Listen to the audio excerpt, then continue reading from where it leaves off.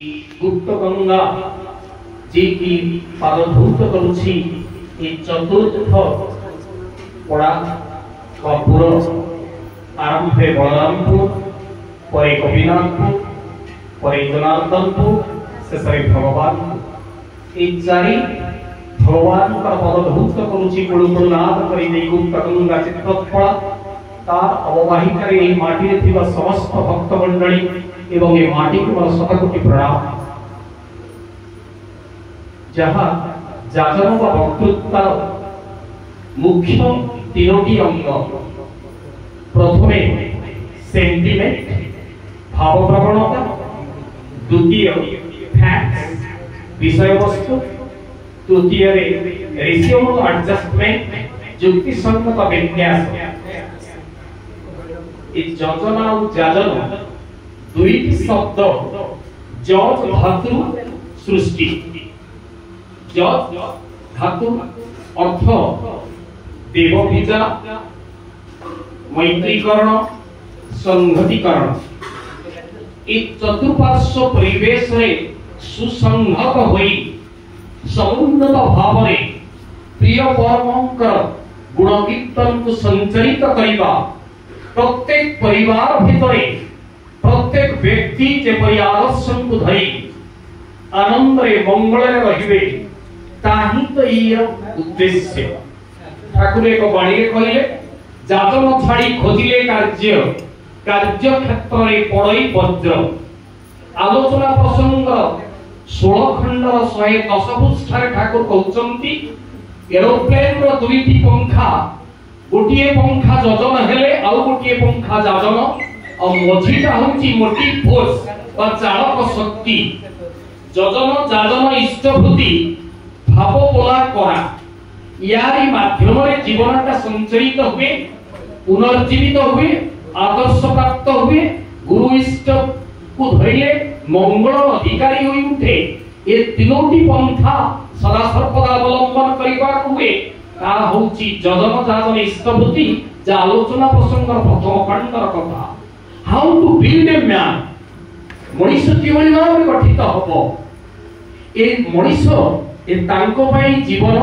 तांको पई ए कर्म तांको पई चिंता तांको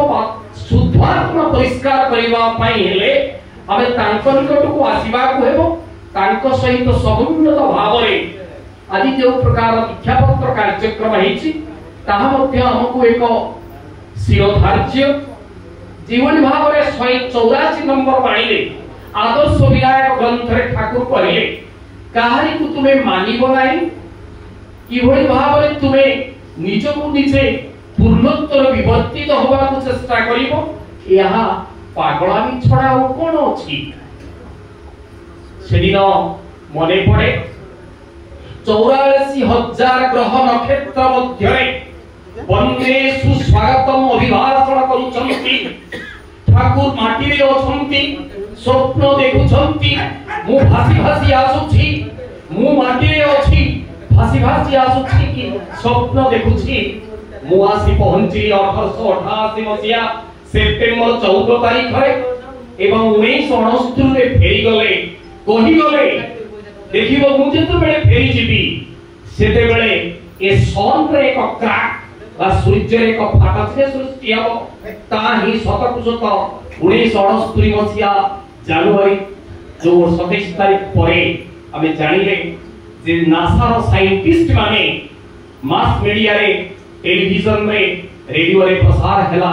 सन रे एक क्रैक चिन्ह ए होचंती परम दयाल से होचने आपरे बड़ वैशिष्ट्य पड़ाइबे ता पुरुष भ्रांत त्रिकाणज्ञ सेदिन मने पड़े ठाकुर को पाखरे घेरी रहिछंती कतिपय भक्त माने फेब्रुआरी मास 21 तारिख 1920 मसिया ठाकुर एक बाणी दउछंती सेदिन विश्व रे अछि जते नगरादिक्रम सर्वत्र प्रचारित हेबो एई सतनाम पाखरे नरेंद्र भाई बोली जने भक्त बसितांती